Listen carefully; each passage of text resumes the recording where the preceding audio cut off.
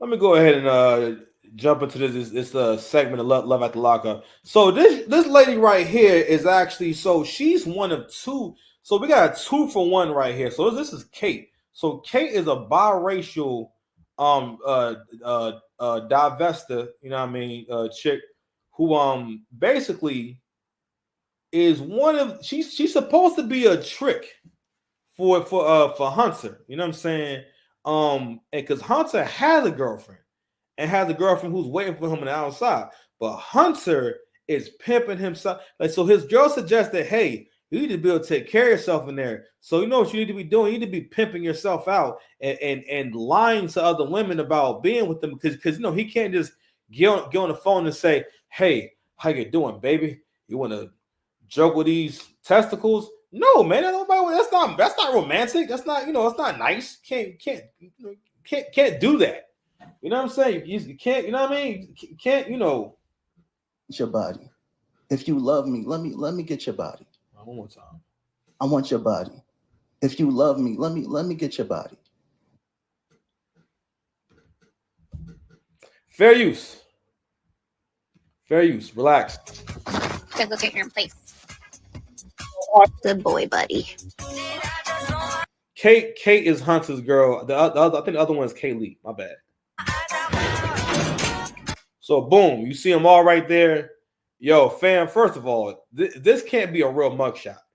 All right, yo, this haircut is too on point for you. You had the everything about this. This is AI. All right. Hunter is supposed to call at 5, and he hasn't called yet. Let me see if he's messaged. I am so confused about Hunter's communication with the Right of Prisoner girls. They exposed themselves to him, and he got in trouble. Yeah, so I believe, I don't think he had to go to the hole, but he got in trouble because I guess the other girl that we're gonna see, she I think she exposed herself to him, and that's against the rules and all that. So you can't be getting naked or sending naked pictures and all that to people. For me, if he can't see the gravity of the risk of keeping in touch with these women, then we're not on the same page.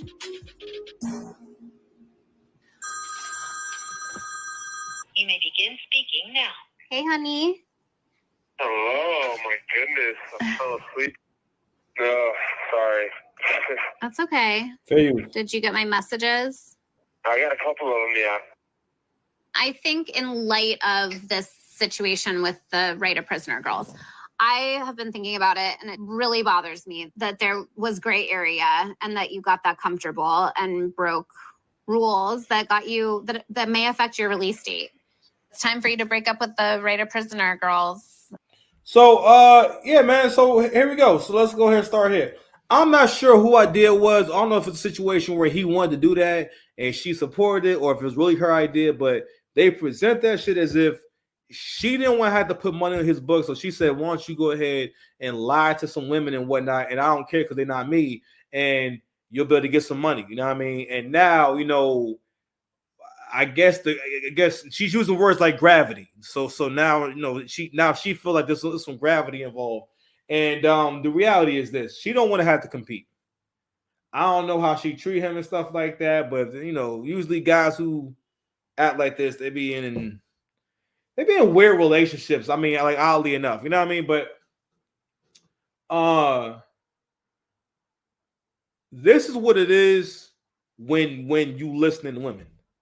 I know, and I don't mean that you can't learn from women, that you can't get information from women and whatnot, but ultimately you gotta make your own decisions. You know what I'm saying? So this is one of those like liberal type relationships. It's just the fact that she suggested that.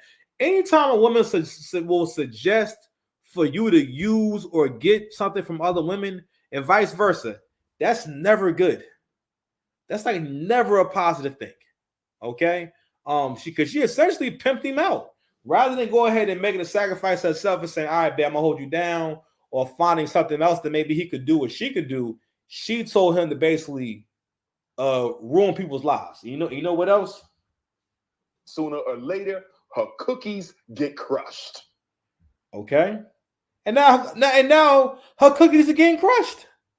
Let's go ahead and fast forward because she's basically saying, hey, stop, leading these girls on. You belong to me. And now let's go ahead and let's go. Okay. I know, baby. Oh, you're so You know so him. struck. Oh, you're killing me. See, that's the hard part. I know you weren't getting another tattoo. I did get another tattoo. So this is the main thing I wanted to kind of share, right? So this is a conversation between her and I guess a client, or I'm not sure what this is, but he makes a comment about, hey, I saw you at the tattoo shop. I know you're not getting a new tattoo. So she has mad tattoos. And what I've come to understand, and I could be wrong, but a lot of women who have multiple tattoos, a lot of times it means that they're spontaneous. All right. And in to a certain degree, I mean, she don't care. I mean, like your whole. I mean, yeah. I mean, she don't give it. You know what I'm saying? Especially with the tattoos on their hands and shit. Like, listen, and again, I could be wrong. You could be, an exception or whatnot. But it's usually not like a. And also, it's not feminine. It's not feminine to have a bunch. And again, I'm not hating on tattoos, but when someone has an excessive amount of tattoos and they want to keep getting more and more tattoos, like that's not, But people like her. Well, I mean, women in general, right? They like to have experiences because of the stimulation that comes with the experience. She is someone who is very stimulation driven. And again, I guess where we all are to a certain degree, but you have to pay close attention to the kind of things you do to get stimulation. You know what I'm saying? So let her go ahead and talk about. I think she got a tattoo for Hunter. Now, again, she doesn't really know Hunter. Like, Hunter's in jail. Okay? And this is what I mean by, like, women can do anything. Women can deal and be with, like, women can be with a man that's not there. She is so committed to Hunter that she went and got a freaking tattoo. Like, this man has never done anything for her. She's cooking meals for two. What the? Yeah, I got a tattoo for. Why didn't you Hunter. say something? Oh, I have his initials. you're killing me. No. That's for life. I know, but so is he. Oh, okay. Yeah, he's the key to my heart. Oh, you're so You know so him. struck. Oh no. Stop. I've been a hairstylist now for about 3 years. I do specialize in curly hair. Growing up with a white mother, she did her best in terms of us trying to figure out what to do with my curls. She was like, you gotta learn to love your curly hair because it's beautiful. So her even, you know what? You know what? I've been trying to find a way to talk about Cynthia Erivo in a way where, I mean, you know what? No one's gonna watch it, so it doesn't really matter. But I didn't know how I wanted to approach it, but I want to take a deep look at the kind of women that you cannot really be in a relationship with. Basically, like these leftist thinking women, you know what I'm saying? Because this is kind of the way she looks like, this is exactly how like a lot of like left thinking women look, you know what I'm saying? So, like they got like the glasses going on and shit, you know what I mean? The curls, and this whole thing, and then mad tattoos, and on top of that, you're mad. You just girl like this is like overly sexually liberated. The fact that I think she was having like phone sex with him on camera early in the episode, you know what I'm saying? Or even just that whole thing, you know what I mean? Like, this is a whole archetype now, and I don't know. Matter of fact, we're gonna let a little more of this play, and I want to kind of put a pin in like this whole thing. But even how she told the story, Angry Man made I need to go ahead and just put that video up in a minute, but he made a video about why wokeism and why wokeness needs to die. Because one thing he pointed out was competition. How when you look out into the sea, of like, let's say people at a Kamala Harris rally, or just any kind of like leftist like rally or whatnot, you see a lot of like unattractive people, a lot of like overweight people, a lot of people, you know what I'm saying, a lot of people who just look weak, you know what I'm saying. And a part of it is like, yo, the left and liberal thinking people lean so much on being a party for everyone, and you can kind of come as you are, and you don't have to be willing to compete. And to a certain degree, it's gotten to a point where that not only do people feel entitled, they feel entitled to being right. They feel entitled to being able to tell you how things are, and what and how, and tell you how to talk, and tell you how to speak, and tell you how to think about things, and tell you what opinions are okay for you to have, and what opinions are not okay for you to have. Bro, that's crazy. You can't do it. So yeah. So I think I'm gonna play a video with Cynthia Erivo to tie this in and whatnot, because I've been wanting to kind of discuss these really pretentious archetypes that you'll like come across in dating, and and just in the world. You feel me?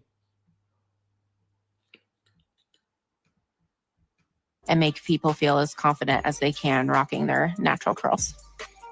And that's another thing too.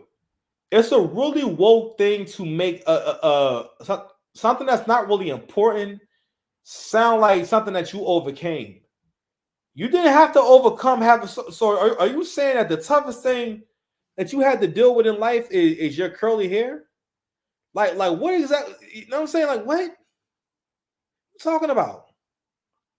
But and the reason why I thought about Cynthia Erivo is because basically, when you watch these interviews and she's talking about the movie, and I get it, you enjoyed yourself, it was a great experience, but she talks about it like it was a life-changing experience. And it's like this thing about like making everything as full of emotion as possible, as emotionally stimulating as possible, make everything sound like, it was like transformative, you know what I mean? And it's kind of like just playing things up, We're going to play that right after this. Okay, and you're gonna see what I'm talking about. Oh no. Oh no. Nick is my salon bestie. He is a hairstylist as well. All right, give me the 411. What's going on? He's gonna be my husband, so. This nigga's turning his head while she's cutting his hair. Yeah. Wait, what? Wow. Yeah. Oh, I'm so happy for you. No, I am. That was not the reaction. No, of I'm somebody sorry. who's I'm happy sorry. for me. That was the reaction of somebody who's concerned. No, I'm scared. That's okay. Yeah, I'm sorry. That's okay. I'm excited. Oh. I'm super happy. Wow. Have some business to share. I don't know. I feel like you met him on Right a Prisoner and it's going quick. Yeah. Oh, okay. So this lets us know that she has not known him for a long time. So so we got to realize he's also white. All right. So he's thinking of Hunter from the standpoint of the ranking system, right? So in their culture, there ain't no like I mean, I'll get me wrong. I guess it depends on the family and whatnot, but it's just not the same in terms of like, those kind of guys, the white guys who go to jail getting respect from everyone. You know what I'm saying? Like, white people still have the concept of white trash where they separate. So like, no, you over there, you're white trash. You know what I'm saying? Like they practice classism. So it's really important, and you have to. So people know that they got to step that shit up. Say, listen, this is not trading places. You understand? So he's thinking of it as you know that nigga's in jail. You know that he's not a big part of a man being a man is his ability to create his own stability. So if you're in jail, you really have nothing. All right. And judging by his reaction in that timeline in terms of what he knows, so this means that she has not known him for a long time. But you also got to realize too, again, in her mind, she's hit the jackpot. You know what I'm saying? This is a good looking white man. You know what I mean? And goodness gracious. So I'm gonna just play for a little bit, and I'm gonna play one more clip. I'm gonna let this rock for a second. Going steady. Yeah, I mean, I feel like just kind of one of those situations when you know, you know. I don't feel that Hunter is moving too quickly wanting to get married, because I want to marry him just as much as he wants to marry me. And having a family with him actually excites me. I don't want you to get hurt. Maybe. There's just something about our connection that I just can't quite describe. Like, just intuitively, I just feel like him and I are supposed to be together. And there's just not a doubt in my mind that he's the one for me. What matters to me right now is how the All right, so you got to realize that she's not able to actually list 4 or 5 things that he gives her or provides for her. She can't even say, you know, he makes me feel at ease. It makes me feel, for the most part, she's basically she can't even describe the feelings she feels, because there aren't any feelings there. She's using her creativity. Men have to be careful to not overmanage. Women have to be careful to not overimagine, meaning that you are seeing things and feeling things that are not there. Women are amazing at feeling shit that's not there, or hearing something that no one said. Plenty of men have been in a conversation when you said something to a woman, and then she repeats it back to you with a whole different flavor on it. You like, oh, like you hand her Chinese food, she give you back stewed chicken, rice and peas. You like the fuck? You like what? Yo, what the, whoa! How'd you do this? Won't she do it? Sooner or later, her cookies get crushed. I can't wait to play this back and see how this sound.